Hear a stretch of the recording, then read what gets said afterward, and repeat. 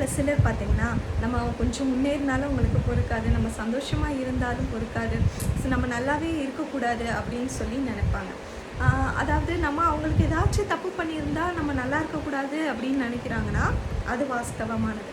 ஆனால் நம்ம அவர்களுக்கு எந்த தப்பும் பண்ணாமல் அவர்களுக்கு இது வரைக்கும் நம்ம நன்மை தான் செஞ்சோம், அப்படி இருந்தும் அவங்க வந்து அந்த ஒரு துளியில் அதை மறந்துட்டு இவங்க நல்லா இருக்கக்கூடாது, இவங்க சந்தோஷமாக இருக்கக்கூடாதுன்னு நினச்சி நம்ம கோவத்தை தூண்டி விட்டு நம்மளை வார்த்தைகளை பேச வச்சு நம்ம மேலே அப்புறம் பின்னாடி இருக்கிற எல்லாருக்கிட்டையும் பழி சொல்ல போட்டு நம்ம பேசாமல் இருக்கிற நம்மளையே நம்ம வாயை கோவத்தை தூண்டி விட்டு பேச வச்சு பின்னாடி நம்ம மேலேயே கெட்ட பேர் வர மாதிரி பழி சொல்ல ரெடி பண்ணிடுவாங்க. சிலர் அமைதியாகவே இருந்து இந்த வேலையெல்லாம் பார்ப்பாங்க.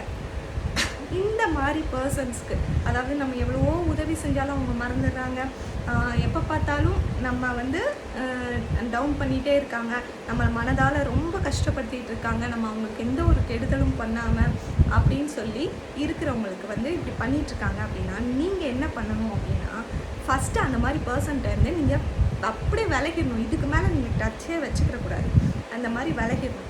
ரெண்டாவது என்ன பண்ணணும் அப்படின்னு சொல்லி பார்த்திங்கன்னா, பக்கத்தில் சாக்கடை இருக்குங்க, நமக்கு தெரியும் அது சாக்கடைன்னு சொல்லிட்டு. சாக்கடைனா எப்படி இருக்கும், நாத்தடிக்கும், பயங்கரமாக இருக்கும், நிற்க முடியுமா, பக்கத்தில் நிற்க முடியாதுல்ல. ஸோ அந்த மாதிரி அவங்களோட கேரக்டர் நமக்கு ஃபுல்லாமே தெரியும்.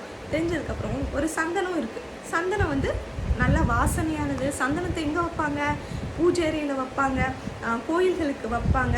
அந்த மாதிரி ஒரு ஒரு ப்ரீசியஸான ஒரு பொருள் அதான் அங்கே தான் வைப்பாங்க. ஸோ அது போய் பக்கத்தில் சாக்கடைக்குள்ளே விழுந்துச்சுன்னு வைங்களேன், அந்த சந்தன நாத்தமாக அந்த சாக்கடையில் வந்து வரும் கிடையாது. சாக்கடையோட நாத்தம் தான் அந்த சந்தனத்து மேலே அடிக்க ஆரம்பிச்சு அதுவும் ஆறதான் ஆரம்பிச்சிடும்.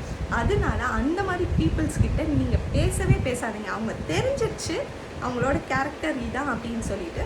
ஸோ நம்ம வந்து ஒரு ப்ரீஷியஸான குணத்தில் இருக்கோம். ஸோ நம்ம அந்த இடத்துல இருக்கவே கூடாது, நம்ம தள்ளி தான் அவங்கக்கிட்ட விட்டு இருக்கணும். ஸோ நம்மளுடைய தன்மையை நம்ம தான் காப்பாற்றிக்கிறணும்.